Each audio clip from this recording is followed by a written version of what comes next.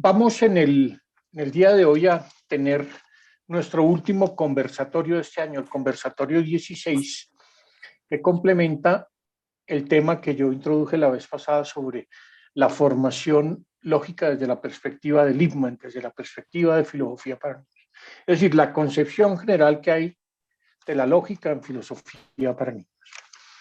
Y tenemos hoy 4 textos que vamos a comentar. El primero, la formación de personas razonables sobre el papel de la lógica en filosofía para niños, de Miguel Ángel Pérez. Es un profesor de mi facultad, alumno mío, que hace una síntesis muy precisa y muy clara de en qué consiste la lógica con la que se trabaja en filosofía para niños.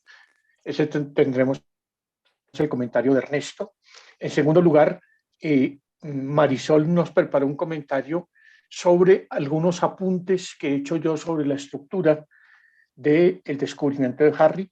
En tercer término tendremos el texto central, que es el de Matthew Lippmann y Anne-Margaret Schaaf, que se llama La estimulación de los niños y jóvenes para que sean lógicos, que es uno de los capítulos de Philosophy in the Classroom. Y terminaremos con un comentario de Tania sobre otro texto que escribí yo que se llama En torno a la noción de buenas razones en filosofía para niños. Ese último texto es una elaboración ya propiamente de en qué consiste en lo que Lippmann llama las buenas razones. Entonces vamos a entrar en materia de una vez, de inmediato. Entonces, Ernesto, adelante. Vale, gracias. Buenas tardes. Pues bien, el texto que me tocó comentar de Miguel Ángel Pérez es yo me atrevería a decir que es una síntesis muy ágil y muy accesible de muchas de las cosas que hemos conversado en este diplomado y particularmente en la sesión pasada sobre la lógica y este asunto de formar personas razonables, ¿no? Me parece un texto como muy accesible en ese sentido y como una síntesis que después de la sesión que tuvimos me resultaba, me parece posiblemente a otros también muy ágil en cuanto a su lectura. Comento 3, 4 cositas de las que compartía yo en mi comentario, producto de mi lectura. Una es que cuando hablamos de filosofía, de pensamiento lógico, de racionalidad, pues de alguna manera son términos que, por supuesto, tienen un cierto uso en la vida cotidiana, ¿no? En lenguaje coloquial y especialmente en las escuelas. Y cómo adquiere relevancia poder clarificarlas y ponerlas, darles un sentido cuando ya queremos realmente abordar la formación de este tipo de cuestiones en los niños, ¿no? Y por supuesto, bueno, el autor retoma mucho del trabajo de Lippmann, particularmente mucho de la mirada de Diego también, para plantear el papel que juega la lógica en este proyecto, ¿no? De filosofía para niños. No me detengo en muchas cosas de las que justo hablamos en aquella ocasión y que algunas se retomarán con el resto de las lecturas. Em, Quisiera recuperar 2 cosas que a mí me parecieron muy interesantes y de ahí me pasaría a mis preguntas. De las cosas que recupero, una es esta conexión entre el juicio razonable, ¿no? Y esta lógica en sentido amplio, no solo la lógica formal, sino esta lógica en sentido amplio que plantea Filosofía para Niños, y su conexión con la prudencia aristotélica que el autor en algún momento del texto menciona, ¿no? Me parece que es uno de los elementos que yo sigo encontrándoles enorme valor en la propuesta de Lippmann y en los tiempos que vivimos, eh, y cómo la prudencia, en cierto sentido, esta prudencia aristotélica, esta virtud aristotélica, me parece, eh, también puede a veces, en un momento tan, bueno, yo sí me atrevería a decir, en un momento, pues históricamente tan complejo como el que estamos viviendo y que de alguna manera nos invita en muchos aspectos de la vida, me parece, a ser radicales, ¿no? A ser beligerantes en defensa de ciertos fines y de ciertas cosas, cómo a veces puede parecer la palabra prudencia, ¿no? O sea, otra vez me voy a la palabra en su sentido coloquial, pues puede parecer como algo que nos deje como mantenernos un poco al margen, como no involucrarnos, ¿no? Como que a veces decimos que algo es ser prudente como no en un sentido de cautela, ¿no? Cuando en realidad tiene que ver con esta o lo podríamos entender en esta virtud aristotélica, y me parece que tiene que ver con la sensibilidad al contexto, que tiene que ver justo con esta razonabilidad, ¿no? De la que hablamos en Filosofía para Niños. Ese me parecía un apunte que me pareció interesante. Y otro es una nota al pie que hay en algún momento de la lectura, cuando al estar hablando de esta lógica que responde a un carácter abierto, ¿no? Sensible al contexto, que de alguna manera sí remite a ciertas reglas generales o universales, pero que también tendría que ser una lógica que está, que es capaz de entender los contextos y las especificidades de las acciones y de los juicios particulares, ¿no? Y cómo el autor menciona que eso podría configurar una especie de hermenéutica de la lógica, ¿no? Esa lógica que somete sus hallazgos a revisión y que muchas veces, que ahí me parece que está la clave, ¿no? De esta idea de la lógica no como el solo conjunto de reglas, ¿no? Que sí, pero no solo. Y que finalmente es de lo que hablábamos en la sesión pasada, lo que nos compartía Diego en la sesión pasada, ¿no? Entonces me parece que esta idea de hermenéutica, ¿no? De lectura, de revisión de la realidad, ¿no? ¿Cómo es hoy tan necesaria, ¿no? Cuando la gente vivimos, y no creo que solo hoy, pues, pero quizá hoy lo vemos más claro, pues porque es el tiempo que nos toca vivir, en esta búsqueda de recetas y soluciones mágicas, ¿no? Y paso a paso, y como que, y eso me lleva a las preguntas que quisiera yo proponer. En realidad puse dos, pero como son dos preguntas como dobles, ¿no? Eh, una, eh, la primera que planteo es, ¿qué puede aportar la lógica, perdón, una lógica como la que se plantea en este texto, ¿no? Y en la propuesta de Lippmann, ¿no? Una lógica razonable, prudente, en el entorno de polarización que caracteriza muchas de las conversaciones que sostenemos hoy en día. Y cómo podríamos favorecer una lógica de este tipo en estos entornos digitales que estamos enfrentando y que muchas veces son los que potencializan esta polarización, ¿no? Y la segunda pregunta, más del contexto escolar, educativo, formal, digamos, a lo mejor la primera parte de la pregunta puede parecer casi obvia después de todo lo que hemos estudiado en el diplomado, pero voy a tratar de contextualizar por qué la planteo. Y es, ¿qué argumentos a favor de la propuesta de filosofía para niños podemos ofrecer a una persona que busca implementar programas mecanicistas para desarrollar habilidades cognitivas o incluso pensamiento crítico, ¿no? O sea, hoy en día existe, creo que no hay ninguna escuela que no diga que quiere formar pensamiento crítico. O sea, es decir, es algo que se ve ya como de los elementos necesarios en cualquier escuela, ¿no? No, es que sí, queremos que los estudiantes sean personas críticas, ¿no? Y hay muchos productos, materiales, plataformas, libros que plantean, que ayudan a lograr eso, ¿no? Y a desarrollar habilidades de pensamiento, claro, mucho en la línea cognitiva, ¿no? Entonces, frente a esta gente que se siente tan atraída por estas propuestas, ¿no? ¿Qué argumentos podríamos plantearles a favor de una visión como la de filosofía para niños, ¿no? Y cómo podríamos, esa es la segunda parte de la pregunta, es cómo podemos contribuir para visibilizar su valor considerando las dificultades que implica su implementación. Un poco lo que planteo es como curándome en salud. Yo sé que mucha gente, este tipo de propuestas como las de filosofía para niños, les cuesta trabajo aceptarlas, en parte porque saben que implican un desafío mayor, ¿no? O sea, al no ser propuestas simples, lineales, ¿no? De paso a paso, pues puede parecer como difícil y entonces mejor no implementarlo. Entonces, el punto sería, sabiendo que eso es una objeción para muchas personas, ¿cómo ayudarles a ver ese valor, ¿no? Esas serían y las pongo acá en el chat para Perfecto, dejar mis Ernesto, muchas preguntas. gracias. Listo, entonces mientras Ernesto va copiando las preguntas en el chat, yo quiero retomar una o dos cosas de las que él dijo. Lo primero es lo de la prudencia, porque es que sí creo que es importante entender en qué sentido se habla aquí de prudencia, en el sentido de Aristóteles. La prudencia no consiste en esperar, en ser cauteloso, que el prudente no es el cauteloso, sino que es el que decide y decide a tiempo. No deja que pase el tiempo de la decisión, ni tampoco la precipita, sino que sabe encontrar cuál es el tiempo propicio, ¿no? Entonces, eh, la pregunta que surge de todo eso que La pregunta sería, digamos, ¿conocer reglas lógicas nos hace más prudentes? Yo creo que sí, puede que sí, pero no necesariamente. Depende cómo manejemos esas reglas, ¿no? Simplemente tiene que ver con cómo se nos enseña la lógica, ¿no? Porque si se nos enseña un poco de reglas abstractas que no tienen relación con nada, que no tienen relación con los contextos reales donde tenemos que pensar, donde tenemos que tomar decisiones, donde tenemos que hacer juicios. Finalmente, la formación lógica tiene sentido porque nos ayuda a hacer mejores juicios, ¿cierto? Tiene relación en función con la formación del buen juicio, ¿no?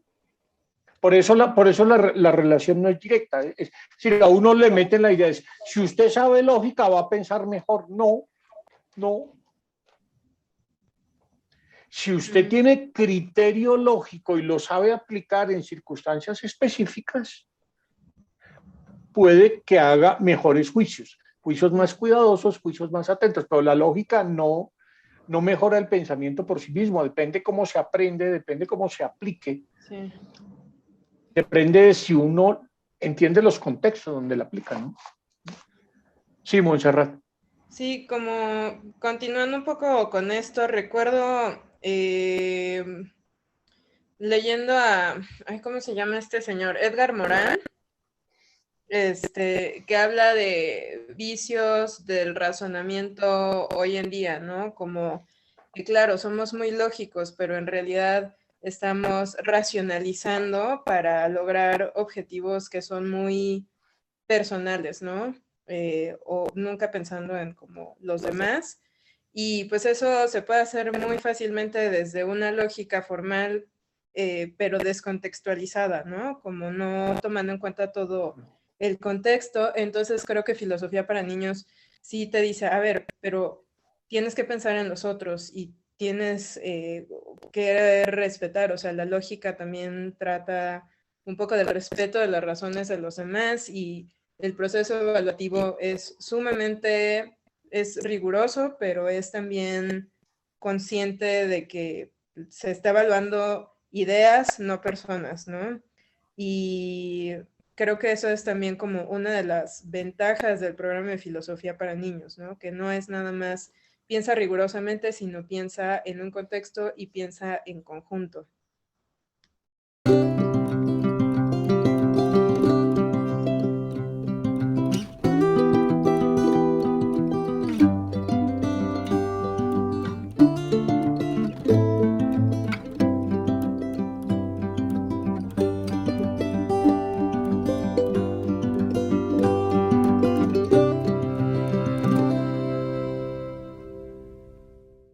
¿En qué consistía la prudencia, como se entiende Aristóteles, la relación que tiene la prudencia con la lógica y cómo finalmente la lógica tiene sentido como una herramienta también para formar el buen juicio, aunque no sea una relación directa, porque no por aprender reglas lógicas hacemos mejores juicios. Si aprendemos a hacer mejores juicios si consideramos también en qué situaciones estamos, cuándo tenemos que razonar de forma demostrativa, cuándo tenemos que razonar más bien apelando a las buenas razones que son mucho más intuitivas, o cuando tenemos que razonar intentando considerar todos los factores que determinan una acción. Esas tres fórmulas de las que hablaba, esas tres formas de la lógica de las que hablaba Lippmann, creo que son muy importantes acá. Pero estábamos escuchando también la intervención de Montserrat, entonces, si quiere Montserrat concluir su argumento, entonces quisiéramos escucharla y ya vamos dando la palabra a los demás. Adelante, Montserrat. El punto al que quería llegar es que el programa de filosofía para niños, así tomado como como está en las novelas, pues contextualiza, ¿no?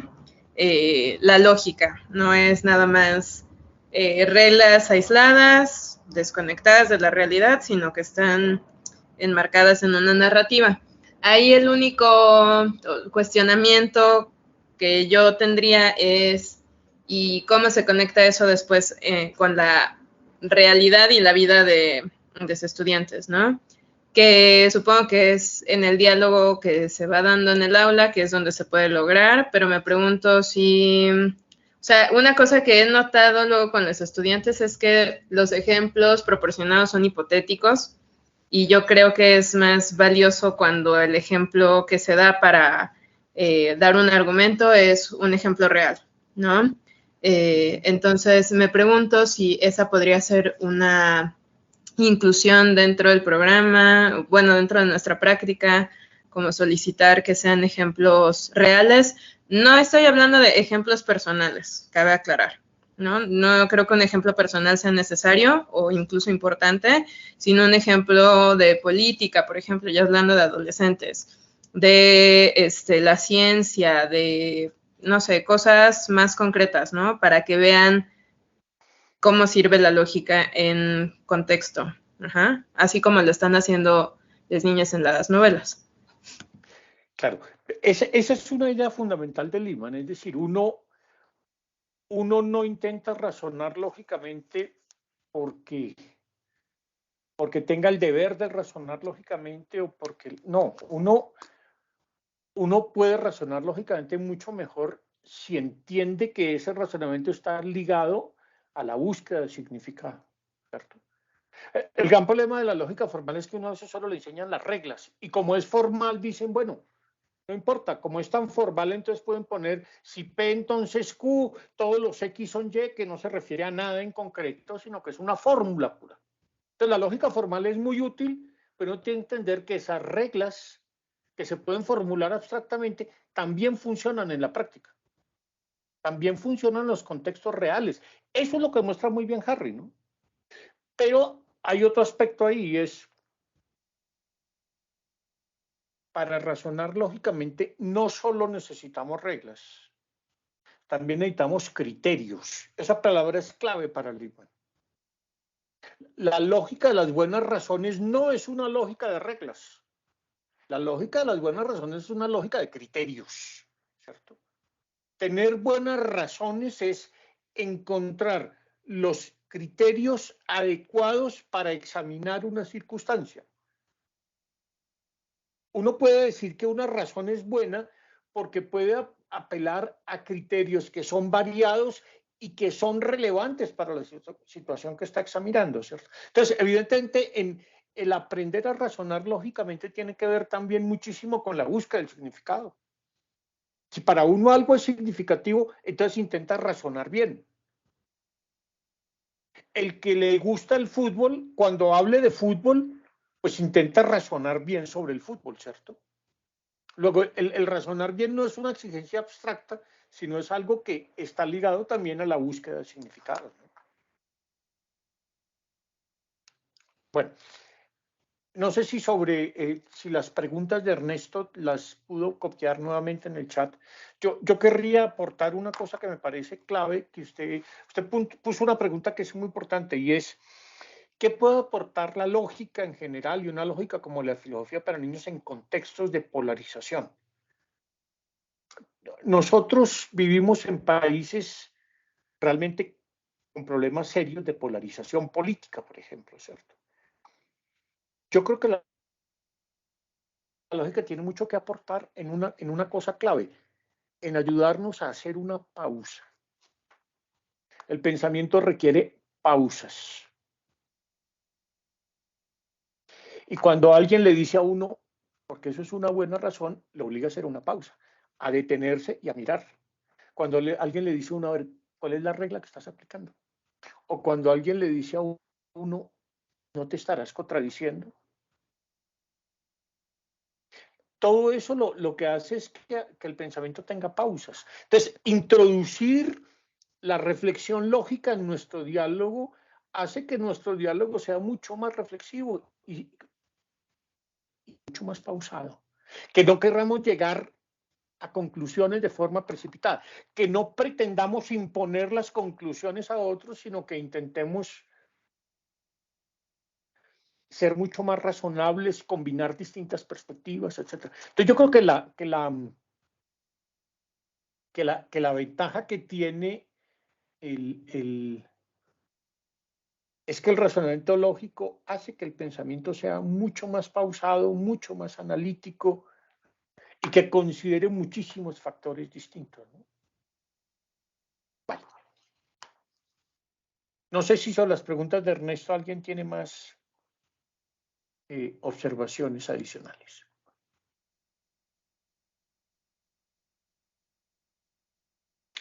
Entonces, ¿quieren que escuchemos la presentación de Marisol? Entonces, vamos a ir volviendo sobre lo que dijo Ernesto, que creo que hay varias cosas muy interesantes. Entonces, Marisol, adelante. Hola, buenas noches. Pues bueno, yo pedí trabajar o leer el texto de Diego Pineda, que son los apuntes sobre el descubrimiento de Harry, que bueno, en México lo llamamos el descubrimiento de Filio, pero cuando estuve leyendo el documento, venía a mi mente como el recuerdo de cuando yo trabajé con esta novela, que lo he hecho como en 5 o 6 ocasiones, así como directamente con los chicos durante el ciclo escolar. Me venían a mi mente como los capítulos o los momentos que menciona Diego y decía, sí, esto, sí, también esto otro. Pero bueno, creo que el análisis que hace Diego de la novela es muy bueno porque pues nos habla de los descubrimientos que realiza Filio. Cuando hablamos de descubrimientos podemos pensar que va a descubrir, no sé, alguna situación que lo haga ser de la vida práctica, pero sí es de la vida práctica, pero práctica para el pensamiento. Creo que ahí va hacia allá va el descubrimiento.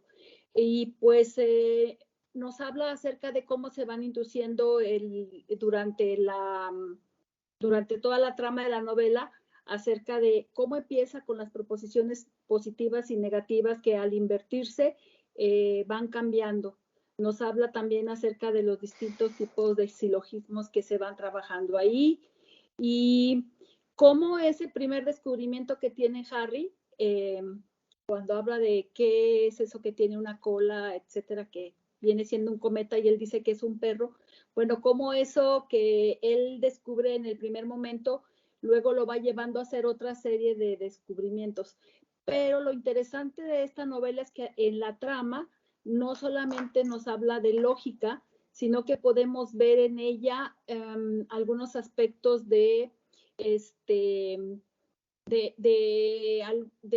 por ejemplo, de ética, de estética, de cosmología, de cultura humana, que nos muestra cómo los adolescentes, porque está dirigida a adolescentes, van pensando en esas cosas durante esta etapa de su vida.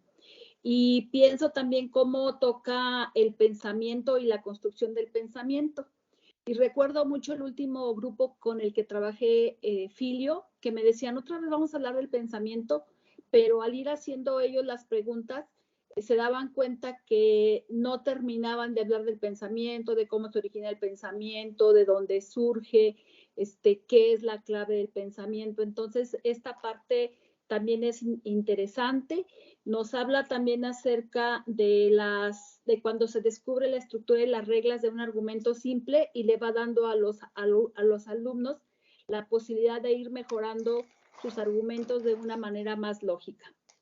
Entonces, también trata algunos temas epistemológicos, nos ayuda a hacer distinciones entre pensamiento analítico e intuitivo, nos habla de algunas cuestiones políticas, estéticas, y nos hace ver cómo la filosofía no solamente es teórica, sino práctica. Y entonces, sin que los alumnos se den cuenta en un programa de lógica como es el descubrimiento de Harry, pueden estar inmersas las otras ramas de la filosofía. Y entonces, con esto, bueno, yo creo que podríamos pensar para quienes, no sé si todos conozcamos la novela en profundidad o algunos solamente hemos trabajado algunos capítulos con ella, pero este análisis que hace Diego me pone a pensar en quienes tenemos por primera vez en la mano la novela, si verdaderamente la adolescencia por ahí de sexto de primaria, primero de secundaria, segundo de secundaria, es el momento ideal para empezar a trabajar con los alumnos los temas de lógica. Aunque sé que en las otras novelas de primaria baja también se utilizan algunas cuestiones de lógica.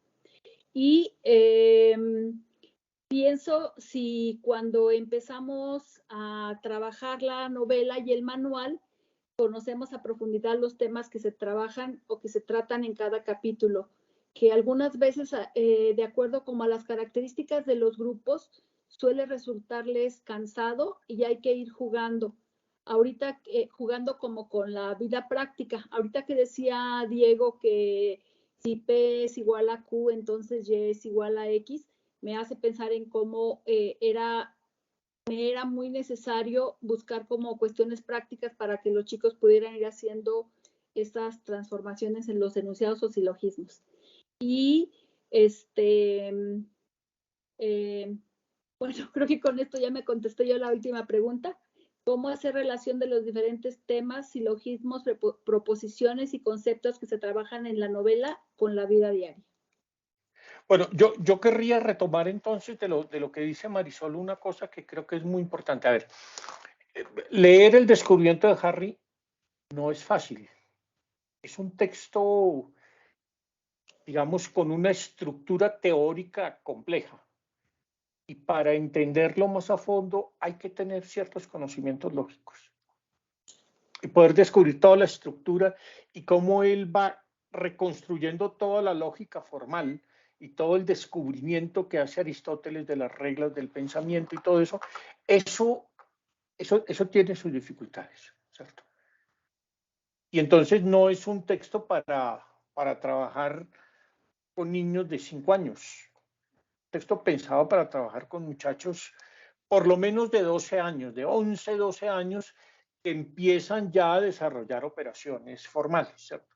Entonces, pero la pregunta de Marisol era muy interesante y es, ¿cuál es el momento adecuado para trabajar temas de lógica? Yo diría, yo creo que en filosofía para niños no hay que trabajar temas de lógica. ¿Sí? Es decir, no hay que dar clases de lógica. Lo que sí es importante es que al niño desde pequeño se le permita razonar y se le exija que lo haga lo mejor posible. Y para eso hay estrategias sencillas, estrategias muy sencillas que Lippmann las utiliza permanentemente. ¿Por qué lo que me dices es una buena razón? Un niño puede responder a eso. No, porque es que mi papá me dijo que era así. Bueno, tu papá podría estar equivocado o no. ¿Tienes que razón para que te lo creas? O es que me lo dijo mi hermano mayor. Bueno, tu hermano mayor, ¿quién es y por qué crees que es tan importante lo que él dice? ¿Cierto? ¿Por qué es una buena razón algo? No, porque es que yo puedo verlo. ¿Dónde puedes verlo? Porque es que estoy muy convencido. Y entonces de golpe uno también, yo también puedo estar muy convencido de que hay una persona que no me gusta, eso no la hace mala. El estar convencido es una buena razón. Ese, por ejemplo, otra forma de plantearle al niño problemas lógicos es planteándole preguntas epistemológicas. ¿Tú cómo sabes eso? ¿Por qué lo sabes? ¿Por qué estás seguro que es así? ¿O por qué crees que es así? ¿No podría ser de este otro modo? Es decir, todo eso es ayudarles a que se vuelvan sobre su pensamiento y lo examinen mejor. No se trata de que siempre aprendan reglas, ¿no? Hay muchos en que puede servir mucho las reglas, pero claro, a partir de los 12 años, y eso sí es lo que cree Lippmann, es importante hacer consciente el uso de las reglas. Y la mejor forma de hacerlo consciente no es dando lecciones. La mejor forma de hacer consciente el uso de las reglas es ejercitándose en el razonamiento lógico. Si ustedes miran el manual del descubrimiento de Harry, encontrarán que hay una cantidad de ejercicios lógicos sencillos, pero muy interesantes, ¿no? Porque de lo que se trata es de promover un pensamiento autoconsciente, que uno empieza a darse cuenta por qué a veces razona mal, porque se precipita a sacar conclusiones, porque intenta adivinar, porque no sabe hacer las deducciones del caso, y entonces puede encontrar que hay reglas que le permiten hacer deducciones. La lógica formal le aporta una serie de elementos para crear deltas, porque hay estrategias para hacer inferencias a partir de una premisa, a partir de dos premisas. Le ayudan a identificar contradicciones. Todo eso puede ayudar muchísimo, ¿cierto? Claro, esa lógica, digamos, mucho más basada en reglas, sí supone, digamos, una edad mayor. Si uno se lee con cuidado el descubrimiento de Harry, hay una figura que es muy importante, que es la figura del profesor. Del profesor. Yo no sé cómo, yo conozco una versión en mexicana en donde convirtieron a todos los maestros en un solo maestro, la maestra Alonso. Y resulta que son varios maestros que tienen características diferentes. Pero hay uno muy interesante que es el profesor Barrios, que les ayuda siempre a que organicen lo que ellos han descubierto, que les ayude a hacer síntesis, porque es que aprender es un proceso de hacer síntesis. Cuando Harry y la comenta con Elisa, luego le pregunta al profesor y el profesor empieza a buscar con todos y les ayuda a que organicen lo que van descubriendo, a que hagan síntesis de lo aprendido y a que lo ejerciten y a que lo ejerciten permanentemente. Ese es un ejercicio clave, pero además hay que ponerle un poco de misterio, por eso creo que es tan importante. Una de las cosas que puede pasar con Harry ciertamente es que para los muchachos en un momento determinado se puede volver monótono y muchas veces ocurre. Por eso no tiene que mezclarle otras cosas. Por eso yo les sugiero que miráramos también los textos de Raymond Smullyan, que trabaja mucho con enigmas, le pone misterio, inventa historias que solo se resuelven en la medida en que uno procede, lógicamente. Hay cantidad de estrategias de ese estilo en los libros de lógica, estas obras de Raymond Smullyan, en muchos textos que trabajan, por ejemplo, acertijos matemáticos, en muchos textos que trabajan con enigmas, por ejemplo, policíacos. Hay un libro muy interesante que se llama Los Misterios de Sherlock Holmes, y es un libro de lógica basado en problemas que se le ponen a un supuesto Sherlock Holmes. Todo ese tipo de cosas son muy útiles, porque muestran que finalmente la lógica funciona en contextos significativos y la lógica sobre todo funciona una forma muy interesante de resolver problemas. Yo no sé si en México exista, yo en Argentina conseguí hace unos años varios ejemplares de una revista que se llama, entonces decía que hay enigmas lógicos, hay una serie de ejercicios lógicos que son muy interesantes y que muestran que la lógica es una herramienta interesante para resolver problemas. Yo creo que algún día podríamos sacarle un tiempo a mirar eso porque ahí hay herramientas muy interesantes. Bueno, pero sobre las preguntas de Marisol querría ver si hay observaciones también. Sí, Montserrat. Ajá, sobre la misma pregunta,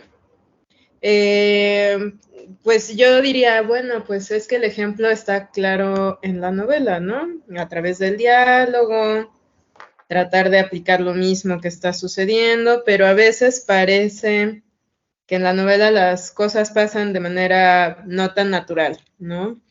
No es como cualquier diálogo entre niños, digamos que sin una dirección, pues no siempre ocurren este tipo de diálogos, ¿no? Entonces creo que la pregunta es relevante y no tengo una respuesta como clara, ¿no? Realmente sí me cuesta pensar en cómo seguirlo aplicando en la vida diaria, que se traslade más allá del aula también, ¿no? Creo que es bueno pensar en diferentes estrategias. Claro, lo que tú dices es muy cierto. En esta novela las cosas no se desarrollan tan naturalmente. Pero yo es que creo que eso pasa con todo relato. En los relatos las cosas no pasan tan naturalmente. En los relatos mitológicos, las cosas no suceden naturalmente, son los caprichos de los dioses, ¿no? Que uno esté sometido al destino como le pasa a Edipo, pues eso no es tan natural. Eso supone una visión de la vida, ¿no? Una visión trágica de la vida. Que uno, digamos, que alguien se ponga a buscar las reglas del pensamiento como hace Harry, pues no es natural. Pero eso no hace que no sea significativo. Es que el punto no es si es natural, sino si ese ejercicio de descubrir las reglas nos ayuda a ser más significativa nuestra experiencia. Y lo que intenta mostrar Harry es que sí, desde que descubre la primera regla, le muestra que eso le ayuda a entender otras cosas, ¿no? Entonces, la idea es que si uno logra aplicar eso a situaciones de la vida cotidiana de los estudiantes, a situaciones vividas por ellos y a mostrarles que esa forma que esas reglas funcionan, no solo en la novela, funcionan en la vida de ellos. En ese momento empieza a ser mucho más significativo. Porque yo entiendo la objeción de Montserrat, decir, es que no sucede naturalmente, claro, pero tampoco, si uno se pone a ver cualquier relato, las cosas no suceden tan naturalmente. Las cosas todo obedece, digamos, a algo que quiere mostrar quien relata, es decir, todo está subordinado a algún fin, ¿no? Las mismas tragedias, por más azarosas que sean y por más que la fortuna nos juegue malas pasadas, pues lo que nos está diciendo es que nuestra vida está sometida también a cosas que no dependen de nosotros. No sé si me enredé mucho para decirlo, Montserrat, pero... No, sí, pero como la pregunta no es, o sea, la pregunta es sobre cómo hacer esa relación. Yo digo, pues en la novela te da un ejemplo. Aún así, la novela, pues es una ficción, ¿no? Entonces, no sé si solamente con la novela es posible o si debe de ir a algo más por ahí, ¿no? Sobre todo, bueno, yo sí soy una blasfema que utiliza otros materiales y no nada más las novelas, porque me cuesta justo que pues empiecen a hacer conexiones con la realidad, entonces muchas veces tomo ejemplos directamente de la realidad para que se haga el análisis. Tal vez es otra cosa, ¿no? Como una combinación de ambas. Sí, no es blasfemia. Aquí no hay blasfemias porque esto no es una religión, ¿cierto? No es blasfemia. Precisamente se trata de eso. Todos buscamos otras herramientas, buscamos otros mecanismos y eso está muy bien. A lo que yo sí siempre llamo la atención es a no le tengamos miedo a la rutina. No le tengamos miedo a que hay cosas que hay que mecanizar. No todo aprendizaje puede ser imaginativo, creativo. Hay aprendizajes que implican una mecanización. Uno cuando aprende a manejar, mecaniza una cantidad de movimientos, ¿cierto? Yo siempre pongo el ejemplo del fútbol.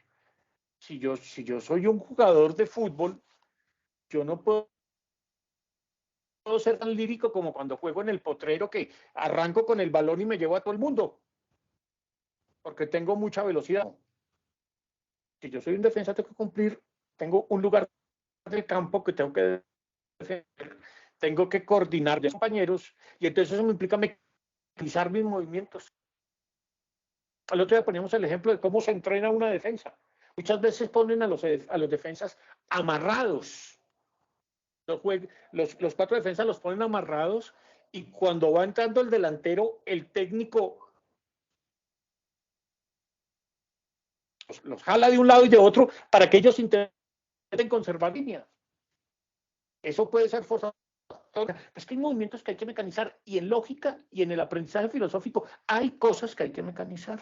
¿Sí? Y a veces nos da susto eso. No, yo creo que hay cosas que hay que mecanizar y hay reglas que hay que aprender y que hay que aplicar. Claro, eso no hay que volverlo tedioso, pero pues tampoco hay que tenerle miedo, ¿no? Esa es un poco mi insistencia, pero por supuesto que hay que buscar otras alternativas y otros modelos. Yo les vuelvo a insistir, los de Raymond Smullyan son muy interesantes, porque él mete la lógica en unos moldes narrativos clásicos como Sherlock Holmes, Las Mil y una Noches, Alicia en el País de las Maravillas, y sus relatos son agradables y son divertidos y son ingeniosos. El texto que leí es el de Lippmann, Sharp y Oskanian sobre la estimulación de los niños y jóvenes para que sean lógicos. Y pues bueno, similar al texto que comentó Ernesto, pues habla de los tipos de lógica, ¿no? La formal, la lógica de las buenas razones sobre todo, ¿no? Y pues lo que yo anoté fue lo siguiente, me parece pues interesantemente que los autores presentan la lógica formal como ayuda para el pensamiento filosófico, pero aún así no la colocan como en la cúspide de todo, ¿no? Del pensamiento filosófico. Y apuntan que el pensamiento filosófico es tal solo cuando se hace consciente de las limitaciones de sus propios patrones críticos. Y creo que esto es muy importante porque pues el comportamiento humano, el mundo, las acciones del ser humano, pues no ocurren de manera rígida y constante siempre, sino que ocurren de manera flexible y cambiante, por lo que el pensamiento también tiene que adaptarse a eso, ¿no? Que es lo que se mencionaba sobre la prudencia y el poder pensar en contexto, ¿no? Por lo que no es nada más la lógica formal, ¿no? Yo lo entiendo así, que el pensamiento silogístico ordena, pero no es un pensamiento que descubre o que crea, sino que es simplemente pues organizador, mientras que la lógica de las buenas razones, y eso lo conecto más con el pensamiento inductivo, o sea, estamos hablando de dos tipos de razonamiento, un razonamiento deductivo y un razonamiento inductivo. Ese sí, pues puede ayudar a descubrir algo nuevo y a través de la lógica de las buenas razones se constituye un proceso evaluativo, un proceso de razonamiento también que está ligado a otras habilidades que no son las del razonamiento crítico aislado, ¿no? Incluso se habla del rol de la intuición. Entonces, los tres tipos de procesos lógicos, estoy hablando de la lógica formal, la lógica de las buenas razones y la intuición, apoyan diferentes modos de actuar y de decidir.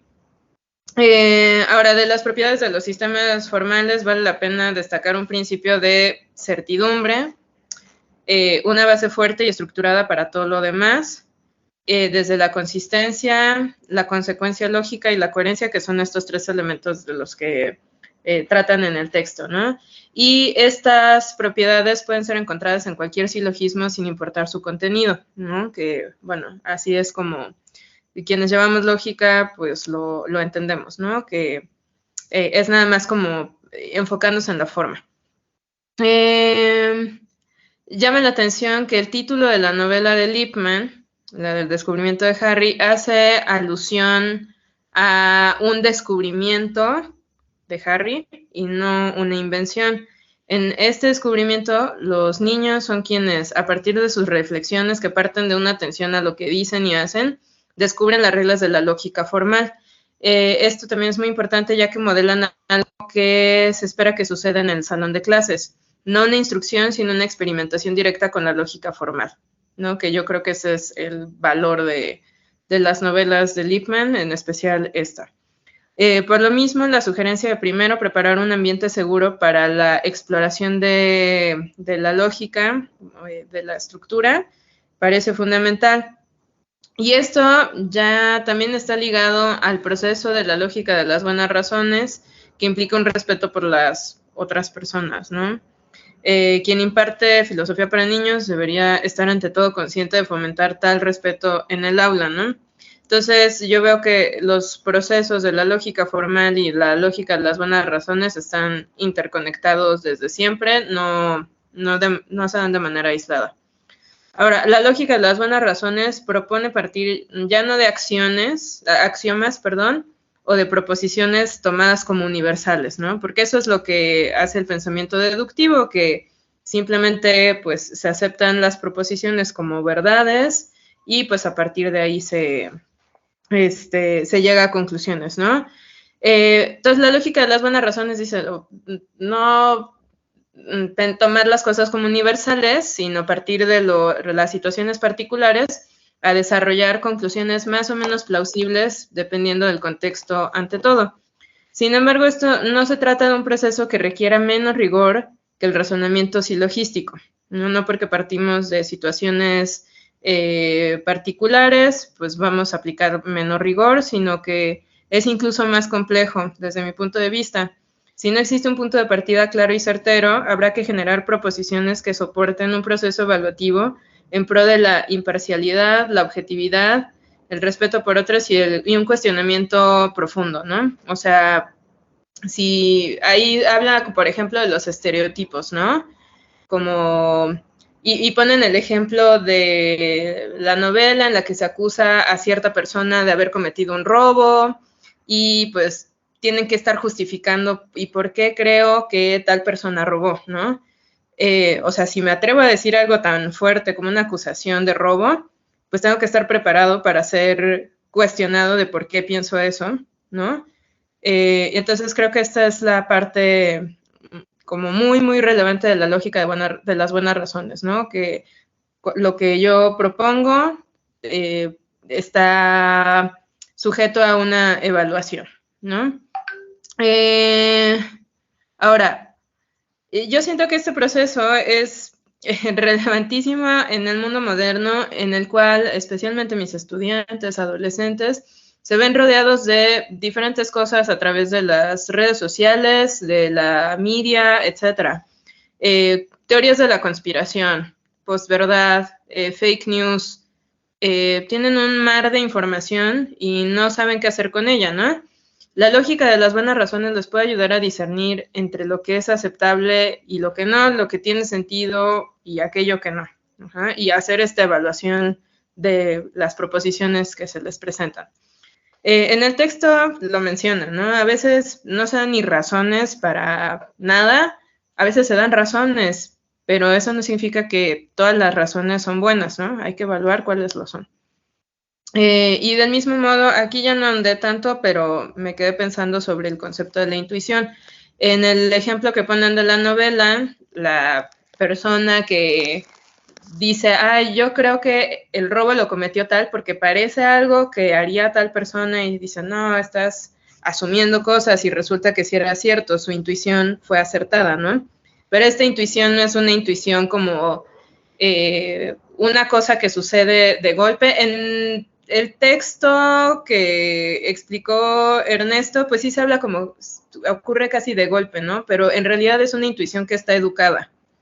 Y entonces, cuando se habla de intuición, también se tiene que pensar en, ok, cuando la intuición funciona como herramienta que permite resolver problemas, porque no podemos pensar que todo lo que intuimos va a ser válido, no hay certeza en la intuición, sino probabilidades, ¿no? Entonces, ¿cómo podemos identificar la relevancia de la intuición? Si sus conclusiones pueden ser tomadas más como probabilidades que como certezas, es una de las preguntas que propongo.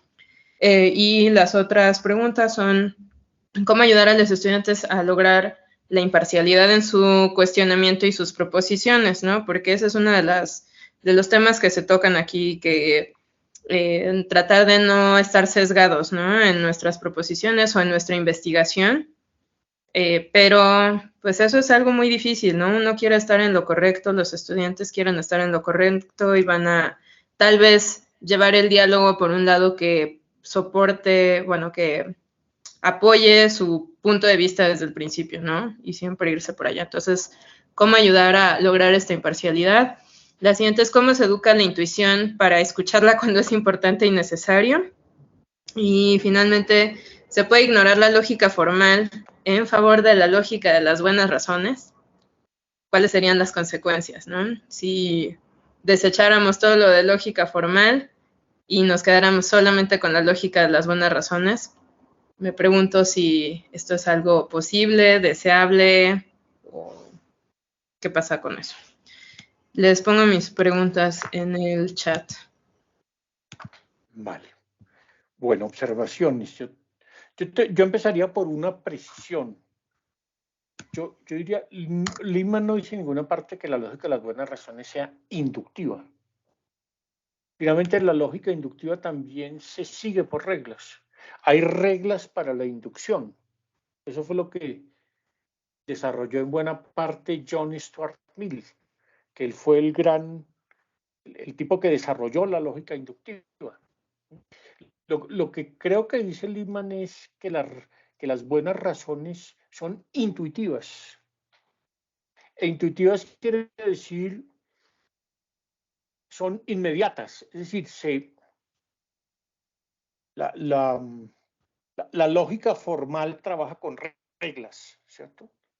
No aplica reglas, entonces uno puede decir, esa conclusión no es acertada porque violó tal regla. En la lógica de las buenas razones consiste en captar inmediatamente en lo que está diciendo el otro que hay algo que puede no estar bien razonado. No aplicando reglas, sino criterios. Yo creo que esa es la distinción que siempre hace Lippmann. La lógica de las buenas razones es una lógica de criterios, es decir, de saber aplicar los criterios adecuados a la situación adecuada. No es un asunto de aplicar reglas, sino de intuir, comprender qué es lo apropiado en cada situación. No sé si eso, porque es que me parece que tiene que ver mucho con su segunda pregunta, y es, ¿cómo se educa la intuición? Y atreviéndose, aventurándose, equivocándose. En Descubrimiento de Harry hay un modelo fantástico de pensamiento intuitivo que es ELISA. ELISA se atreve y dice, mire, yo creo que el caso que usted pone del robo de la cartera, él dice, mire, esa cartera se la dio a robar tal persona, ese es el tipo de cosas que haría tal persona. Dicen, pero ¿por qué? Usted no puede acusar. Dice, no sé, pero yo cuando intento imaginarme la situación, la persona que se me viene a la cabeza es esta. Y al final tenía razón, ¿no? No puede justificarlo todo. La lógica de las buenas razones no puede justificar todo. No puede probar todo. Pero se atreve. Se atreve, se aventura, se puede equivocar. Se puede equivocar y está sometido a eso. Pero no le tiene miedo a equivocarse. ¿Sí? Yo creo que es un poco la lógica de las buenas razones es también la reivindicación que tenemos del derecho a equivocarnos, a errar. Pero no porque decimos cualquier cosa, sino porque conocemos las situaciones, ¿no? La intuición de qué depende, de que uno conozca las situaciones particulares, ¿no? Y yo creo que eso es lo que tiene que cultivar uno. Claro, la objetividad, la lógica formal le ayuda mucho a que uno sea más objetivo, porque uno se atiene a reglas comunes, ¿cierto? Si uno tiene que aceptar, razonar formalmente y razonar demostrativamente supone aceptar ciertas reglas básicas. Por ejemplo, que no podemos contradecirnos. Esa es la más básica de todo. El principio de no contradicción es la base de todo. De entrada, si aceptamos, no podemos aceptar que la contradicción, ¿cierto? No podemos afirmar que algo es y no es al mismo tiempo y en el mismo sentido. Esa es la formulación clásica de Aristóteles, ¿no? Eso es una regla que tenemos que aceptar todos. El que dice, es que yo pienso como quiera, es que pero se está contradiciendo, ¿a mí qué me importa? No, perdóname, pero yo eso no le puedo aceptar a una persona que me dice a mí qué me importa contradecirme. No, usted tiene que mostrar que lo que está diciendo está bien razonado. Aceptamos reglas comunes, ¿no? Esa es la base, digamos, de la imparcialidad. Como la base de la imparcialidad de un juez está en que se atenga a lo que dice la ley, ¿cierto? La imparcialidad está garantizada por el hecho de que hay cosas comunes que reconocemos, ¿cierto? Entonces yo creo que la lógica formal ayuda a cultivar la imparcialidad, porque ayuda también a cultivar eso que Lippmann llamó los valores de la racionalidad, ¿no? El ser consistente, el ser consecuente, el ser coherente, etc. La lógica de las buenas razones nos da la otra perspectiva y es, no siempre tiene que estar totalmente seguro, no siempre tiene que apelar a reglas. Intuya, examina situaciones y atrévase, aventúrese a decir ciertas cosas y a suponer ciertas cosas. ¿Qué hay? Sí, Montserrat. Pues sí, igualmente, o sea, en esta lógica de las buenas razones sí que hay inferencias que son inductivas, que parten de las experiencias, ¿no? Si Elisa dice, esto es algo que haría tal persona, está partiendo de la experiencia que tiene en la convivencia con tal o cual persona, ¿no? Entonces, pero, y esa es como la complejidad, ¿no? Porque pues yo puedo tener la experiencia de que, pues no sé, haber ido a Canadá y que un canadiense me tratara mal, por ejemplo, y decir, es que los canadienses son terribles, ¿no? Pero pues, o sea, mi intuición ahí tal vez no está correcta porque pues no he tenido suficientes experiencias como para decir eso, ¿no? Pero si digo, es que esto es algo que haría Miguel, porque tal ha sido mi experiencia con Miguel que puedo probablemente, ¿no? Decir que esto pasaría. No es una certeza absoluta, que esa es la diferencia con el tipo de razonamiento deductivo que ocurre en la lógica formal, que bueno, pues te va a llevar a una certeza, asumiendo que las premisas lo son. Y pues eso es lo difícil de la inducción, o sea, sí dices, atrévete, pero primero también creo que es como, atrévete a fallar, pero también descubre si es realmente una buena razón. A ver, lo que decías antes, ¿no? ¿Qué tanto, o sea, con solamente una experiencia ya lo puedes decir, bastan las otras 10 experiencias que has tenido, la experiencia que otras personas han tenido, o sea, o porque lo soñaste, ¿no? A lo mejor dices, es que yo soñé que Miguel iba a hacer esto, entonces yo creo que es Miguel. Pues eso también es una forma, una razón, ¿no? Pero qué tan buena es, o sea, lo importante es como tal vez empezar a evaluar de dónde viene mi intuición, ¿no?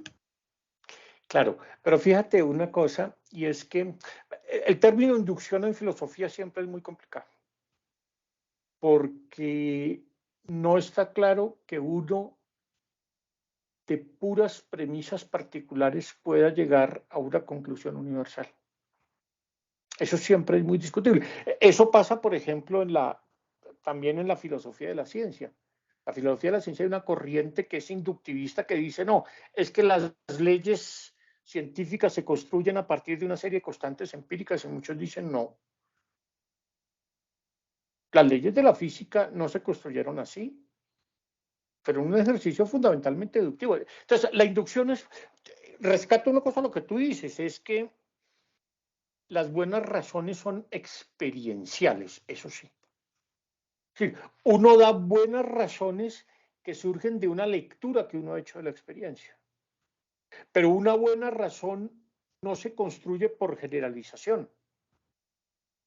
Una buena razón no se construye diciendo caso A, caso B, por tanto, todos los casos tal cosa. No es, la buena razón no surge de la generalización, sino de una comprensión unificada de la experiencia, ¿no? Pero bueno, esa es una discusión más complicada. Ernesto, adelante. Muy ligado a esto que mencionas, Diego, creo que hay en el texto, hay una partecita en la página 11 que me parece que da una línea interesante para la pregunta de Monse, cuando se plantea que se desarrolla mejor este sentido, esta intuición o este espíritu de las buenas razones a través de la exposición a una gran variedad de situaciones que exijan la búsqueda y evaluación de razones, ¿no? Creo que ahí hay una pista bien interesante, sin atreverme a responder del todo a la pregunta de Monse sobre cómo. Creo que sí, al final regresamos, ¿no? A lo importante que es provocar una variedad de situaciones que nos, finalmente es ese ejercitar, ¿no? Esa construcción de las buenas razones, que en la medida que nuestras experiencias son más diversas, ¿no? Retomando esta idea de la experiencia de la que hablas, pues claro, vamos, me parece, desarrollando esa posibilidad. Y otra idea que recuperaría para la pregunta que hace Monse sobre esta idea de cómo ayudar a los estudiantes, o cómo educar, perdón, la intuición para escucharla cuando es necesario.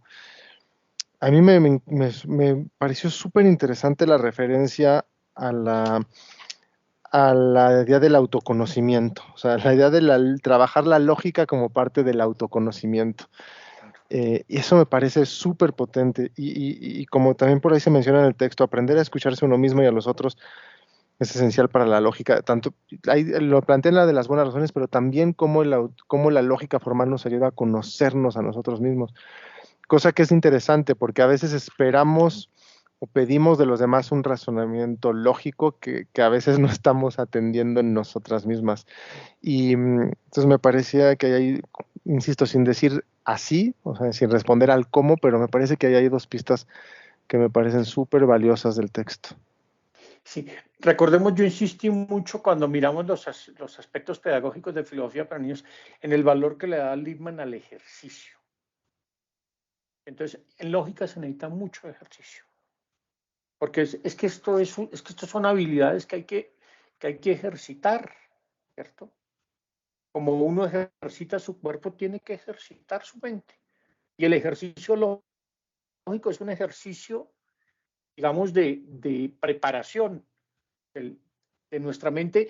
Hacer ejercicios de lógica es como afilar nuestra mente. Es como sacarle punta a la mente para que sea más incisiva. Y eso me parece que es un punto absolutamente central. Y lo otro que quería comentar es, yo siempre recuerdo ese pasaje tan bello del escrito que hace Harry en la novela. Dice que hay cosas maravillosas como la electricidad y el magnetismo, pero la cosa más maravillosa que hay en el mundo es el pensamiento, porque cuando intentamos entender el pensamiento, es como si nos intentáramos comprender mejor a nosotros mismos, ¿no? Es decir, el ejercicio de pensar en nuestro propio pensamiento es un ejercicio de autoconocimiento. Bueno, Tania, profundicemos un poquitico más en el tiempito que nos queda en la lógica de las buenas razones. Yo creo que esa es una de las cosas, en mi concepto, más originales e interesantes de Lippmann. La idea de que puede haber una lógica de las buenas razones. Sí, trataré de ser breve para apremiar con el tiempo, ¿no? Ay, ¿dónde está mi comentario? Ya lo perdí. Acá lo tengo. Bueno, yo leí el texto de Buenas Razones, bueno, en torno a la noción de buenas razones en filosofía para niños por Diego Pineda. Y bueno, primero que nada, el texto está muy digerible. La verdad es que muy, muy, muy padre. Me gustó mucho. Y aunque dije, híjole, son muchas hojas, pero no, muy ligerito. Y bueno, digo, pues hablar de buenas razones implica primordialmente entender y comprender lo que son las razones. Y ser razonable, pues debería de ser una de las aspiraciones del ser humano. En palabras de Diego Pineda, ser razonable significa la tendencia, el hábito de dar, pedir y evaluar razones. Algún tipo de razones para lo que somos, lo que sentimos, lo que pensamos o lo que deseamos hacer. Se cuestiona para poder determinar quién tiene la razón y por qué tiene la razón. Para ello, Pineda señala 2 puntos básicos. No es seguro que todo lo que pretendemos hacer pasar por razones necesariamente lo sea. A veces queremos convencer al otro de que tenemos la razón y pues no siempre es así. Aunque se pudiera identificar claramente qué es una razón, falta saber si es una razón buena o mala, porque hay de las dos partes, ¿no? Es importante identificar las expresiones que utilizamos en nuestro hablar cotidiano. Aquellas que no conocemos. Perdóname, una precisión ahí, que es que yo creo que hay 3 cosas que uno tiene que identificar. Uno, ¿por qué eso que me acabas de decir es una razón? A lo mejor no es una razón, a lo mejor es un capricho. A lo mejor es un intento de intimidarme, Él me dice, es que si tú no crees eso, vas a ver lo que va a pasar. Eso no es una razón, eso es una intimidad. ¿Por qué eso es una razón? Esa es una primera pregunta. La segunda pregunta es, ¿una razón para qué? ¿Es una razón para actuar de una determinada manera? ¿Es una razón para creer en cierta cosa? ¿Es una razón para valorar una cosa de una determinada? Es una razón, primero porque es una razón, segundo es una razón para qué, es decir, ¿qué es lo que se busca con esa razón? ¿A dónde quieren conducirnos con esa razón? Y la tercera pregunta es, ¿por qué esa razón es buena? ¿O puede haber mejores razones? ¿O esa razón puede ser una razón mala? Creo que son las tres cosas, ¿no? ¿Por qué es una razón? ¿Para qué?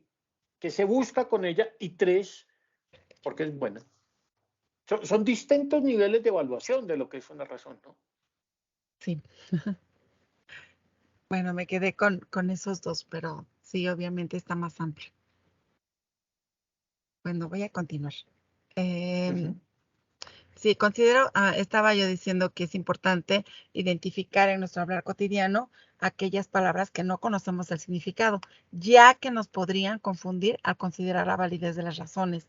O sea, cuando asumimos algo como cierto o como adecuado y que probablemente no lo sea, entonces nos puede confundir, nos puede llevar a confundir la cuestión de las razones. Primero, si es una razón. Y en segunda, pues si es una buena razón. Entonces es muy importante en nuestro hablar, bueno, que lo que nosotros hablamos o que lo que nosotros nos afirmamos, pues obviamente conozcamos el significado. Hablando de argumentación, bueno, ocasiones. Claro, porque es que ahí entra el valor de las distinciones conceptuales. El lenguaje, un gran filósofo inglés, John Austin, decía eso muy bellamente, decía, el lenguaje ordinario, el lenguaje que utilizamos todos los días, tiene todas las distinciones y relaciones que necesitamos, por lo menos para los asuntos prácticos de la vida, ¿cierto? Entonces uno en el lenguaje ordinario distingue entre la excusa, la disculpa, el pretexto, o entre el observar, el mirar, etcétera, o entre el sentir, desear, emocionarse, gustar. Una cosa es que a uno le guste algo, otra cosa es que uno lo emocione, otra cosa. Una cosa es estar feliz, otra cosa es estar contento, otra cosa es estar satisfecho, ¿cierto? Nuestro lenguaje tiene una serie de distinciones. Esa agudeza en saber hacer distinciones, en darle el contenido específico a las palabras, eso le ayuda a uno a comprender mejor cómo está razonando, ¿cierto? Precisar el significado de las palabras evita que uno incurra en la vaguedad, que es uno de los enemigos del pensamiento lógico, ¿no? Esto supone, digamos, cierta sutileza del lenguaje. Así es, por eso lo puntualicé. Bueno, ahora, hablando de argumentación, pues a veces utilizamos excusas para dar una razón. Y un grave error es que las confundamos con razones. Las excusas son malas razones, utilizadas para evadir responsabilidades. En las excusas suele haber algo de engañoso, de retorcido o hasta fraudulento. Las disculpas, en cambio, buscan eludir la culpa, más no la responsabilidad. Por eso cuesta tanto trabajo reconocer y sobre todo ofrecer una disculpa. Puede haber razones válidas para realizar una acción que requieren una justificación. Entonces es cuando entra la cuestión de las disculpas. Hay que tomar en cuenta los siguientes criterios para determinar las buenas razones. 1. Una buena razón o explica por qué sucede algo o justifica que algo deba hacerse o se haya hecho.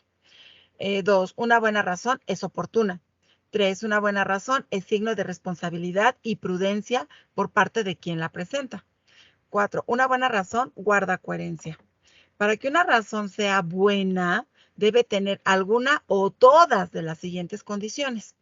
Que sea lógicamente aceptable, que sea convincente y que sea sensible al contexto.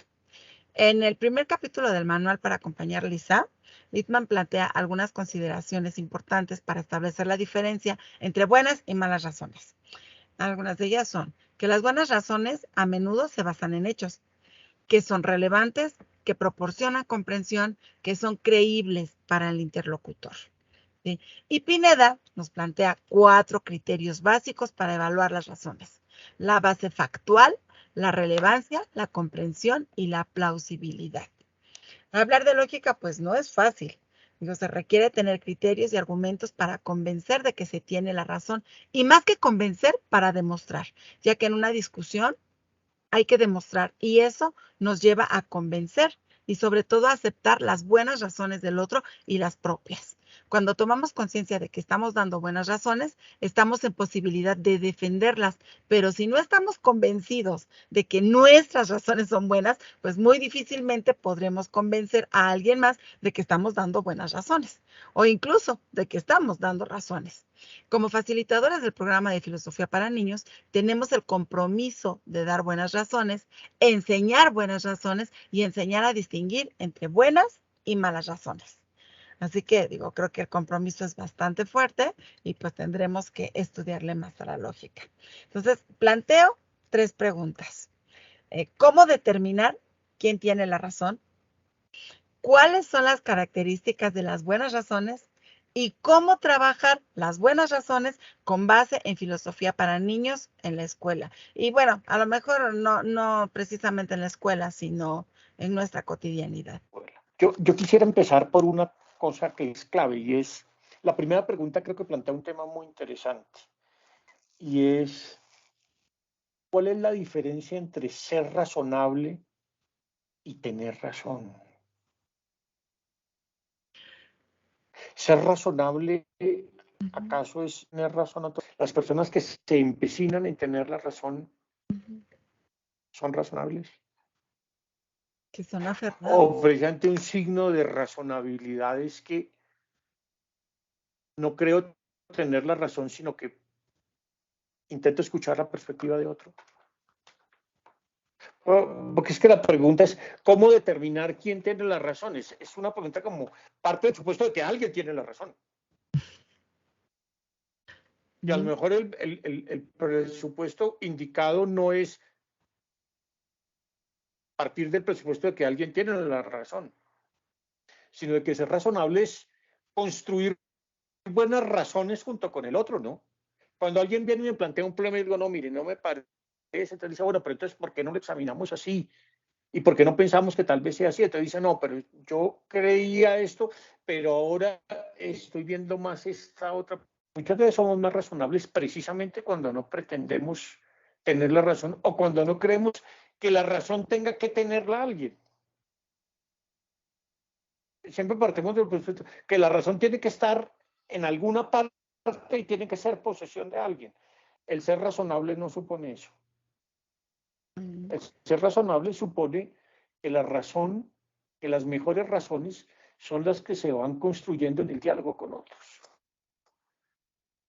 Que lo mejor es cuando yo llego a un sitio con unas razones y el diálogo con otros me hace pensar en otras razones en las que no había pensado antes. Me hace cambiar de perspectiva. No se trata de ganar una discusión, se trata de ganar en comprensión. En eso siempre insistía Luis Manuel. Lo importante no es que usted gane la discusión y que se les demuestre a los demás que usted tiene la razón. Lo importante es que después de haber discutido, usted pueda ver las cosas más ampliamente y piense en cosas que antes no había pensado. Eso es lo que nos hace razonable, que uno enriquezca su perspectiva. Yo creo que ese es el punto para mí central de todo esto. Sí, Gabriela, adelante. Bueno, coincido en la parte de que aquí no es buscar ganadores, pero creo que además de lo que se construye con otros, para dar una buena razón debemos de aprender a fundamentar lo que estamos diciendo. Creo que para dar buenas razones eso es un criterio que no podemos dejar de lado. No es decir únicamente una ocurrencia, sino es aprender a fundamentar lo que yo estoy diciendo, en qué me estoy basando. Y creo que dar buenas razones tiene mucho que ver con esas habilidades que se supone que estamos trabajando todo el tiempo. Cuando yo construyo una buena razón, tengo la capacidad de dar ejemplos, porque dar ejemplos parece algo sumamente sencillo, pero en realidad debo de tener un proceso antes aquí para poder hacer una relación con lo que se está viendo, con lo que estoy ejemplificando. Entonces creo que una de las características sería esa, que es para dar una buena razón, porque creo que ser razonables es diferente a dar buenas razones, desde mi perspectiva. Creo que dar buenas razones tiene que ver con el argumento, cómo lo fundamento, cómo lo expongo, no para ganarle a alguien, sino para que realmente lo que yo estoy pensando tenga una base, que sea algo sólido. Y creo que llegar a ser razonables va mucho más allá. Implica aprender a dar buenas razones, pero creo que no es lo mismo. Creo que también en ser razonables tiene que ver mucho con esa conexión que tenemos entre lo que pienso, pero también en mis emociones, ¿no? Y buscar ese justo medio, ese equilibrio. Claro, es que yo creo que ese es el punto en el que insiste Lippmann. Para un lógico clásico, como los lógicos formales que todos solemos conocer, dar buenas razones es construir argumentos sólidos, ¿cierto? Irrebatibles. Yo creo que Lippmann lo que dice es que las buenas razones no son simplemente buenos argumentos. No, va más. Sino son argumentos sensibles a los contextos en que se enuncian. Son argumentos en donde yo considero las emociones del otro, por ejemplo, donde yo considero el punto de vista del otro, donde yo entiendo a quién me estoy dirigiendo, qué tipo de persona, qué edad, qué cultura. Supone un conocimiento de circunstancias particulares. Eso es lo que él llama sensibilidad al contexto, ¿no? Para él era uno de los signos claves del pensamiento crítico. Entonces, dar una buena razón no es una buena razón en abstracto. Un argumento puede ser un argumento en abstracto. Es decir, yo puedo formular un buen argumento que vale para todas las circunstancias, es un argumento general. ¿Sí? Y eso está bien. Pero la buena razón no es simplemente un argumento que todos tengan que aceptar porque está perfectamente construido y está perfectamente organizado. Una buena razón es una razón que interpreta los contextos, que nos ayuda a ver las cosas de otra manera, que aumentan nuestra comprensión, ¿cierto? Es mucho más contextual, es mucho más intuitiva. Es que creo que justamente en esta parte que acabas de comentar, Diego, tiene que ver con esas buenas razones y me gusta cómo lo clarificas, porque hay cosas que yo he construido desde mi contexto, pero existen otros contextos diferentes a los míos y la voy a enlazar con creo que es la última pregunta que haces, Tani, donde dices cómo trabajar las buenas razones con base en filosofía para niños. Pues creo que tiene mucho que ver con esto que decía ahorita Diego. Todos nuestros chicos en las escuelas, llamémoslo así, o en los espacios donde se dé la clase de filosofía para niños, vienen ya con creencias construidas a partir de su contexto. Entonces, creo que es ahí, y por eso yo hablaba mucho del fundamento. Todos tenemos, o la mayoría tenemos ideas diferentes, creencias diferentes, incluso que son las que se ponen mucho en juego cuando estamos dando razones de algo. En el momento que nosotros aprendemos y dejamos permear las ideas de los otros y darnos cuenta que hay otras razones distintas a las mías, reconstruyo y movilizo mis razones que tengo para no solamente, como bien decía Diego, para dar un argumento, ¿no? Sino para reconstruir la manera y darle el sentido que le doy a la vida, porque creo que las buenas razones que vamos construyendo también se conectan con esa otra parte, que es el sentido que le vamos dando a todo aquello que nos rodea. Y me gustaba lo que decía hace un rato Ernesto, ¿no? incluso a darnos razones a nosotros mismos, a partir de lo que vamos construyendo con los demás. Yo creo que sí, yo en la primera pregunta también me conflictaba un poco, se decía, bueno, es que, ¿cómo determinar como decía Tania, quién tiene la razón? La razón la podemos tener todos, de cierta manera, ¿no? Y cada quien puede tener una parte de la razón. Pero creo que desde mi perspectiva, sí insisto en eso, hay que aprender a fundamentarla. Y claro, construir y volver a construir y volver a reconstruir mis ideas, mis argumentos, mis razones, según voy avanzando en la vida. Les aseguro que de todos los que estamos aquí presentes, nadie tenemos para algo las mismas razones que teníamos hace 20 años o hace 15 años, que esas creo que también se transforman.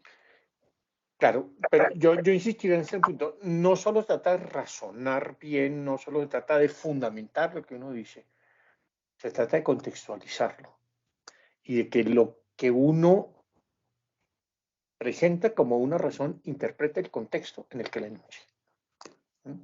Uno entienda a quién le está hablando, de qué manera, con qué fin, conozca la cultura, conozca las expectativas, sea sensible a sus emociones,